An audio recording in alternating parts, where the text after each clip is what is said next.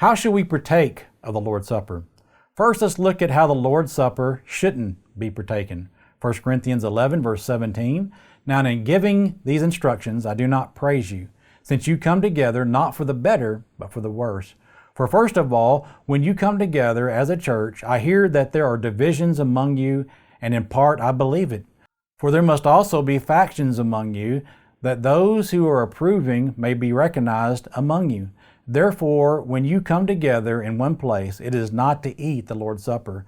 For in eating, each one takes his own supper ahead of others, and one is hungry and one is drunk. What? Do you not have houses to eat and drink in? Or do you despise the church of God and shame those who have nothing? What shall I say to you? Shall I praise you in this? I do not praise you. We must understand that the Corinth Church had many problems, and these verses show us how they were abusing the Lord's Supper. Corinth was the center of immoral worship of Aphrodite, the goddess of love, whose followers practiced ritual prostitution. The immoral behavior in this city had influenced the church. We find that these Christians coming together were eating a huge meal and they were getting drunk. They were turning the assembly of the saints into a wild party, which may have led them to committing fornication. Paul lets them know that they are making a mockery of the Lord's Supper, and he does not approve of their malicious behavior. The Lord's Supper isn't some feast where you make a pig of yourself. No, it's a time of remembrance where the unleavened bread and the fruit of the vine are divided between the Christians, and all partake of it. 1 Corinthians 11, verse 23, For I received from the Lord that which I also delivered to you, that the Lord Jesus, on the same night in which he broke bread, took bread, and when he had given thanks, he broke it and said, Take, eat, this is my body, which is broken for you. Do this in remembrance of me.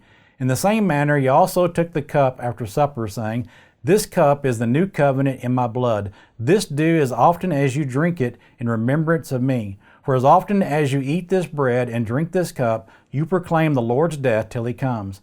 Therefore, whoever eats this bread or drinks this cup of the Lord in an unworthy manner will be guilty of the body and blood of the Lord.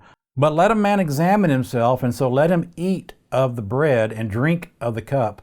For he who eats and drinks in an unworthy manner eats and drinks judgment to himself, not discerning the Lord's body. Now, Paul is teaching us how to partake of the Lord's Supper. First, we are supposed to partake of it in remembrance of Jesus. Just as the Passover was a reminder to the Jews of how death passed over them, which led to their freedom of slavery, the Lord's Supper reminds us of how Jesus has made eternal salvation possible for us by becoming the perfect sacrifice and dying on the cross so that we could have the freedom from the bondage of sin. Second, when we partake of the Lord's Supper, we proclaim his death until he comes again, as found in verse 26. Third, we learn that partaking of the Lord's Supper is a time of reflection, verse 28. We need to examine how we are living our lives in accordance to God's will. When we stop and think about the significance of the Lord's Supper, it becomes a reminder for us each week to live a pure and holy life before God. It's important for us to know what we're doing as we partake of the Lord's Supper so we don't partake of it in an unworthy manner like the Corinthians did. Paul makes it clear that we will be judged guilty of Jesus' blood by God if we partake of it in an unworthy manner.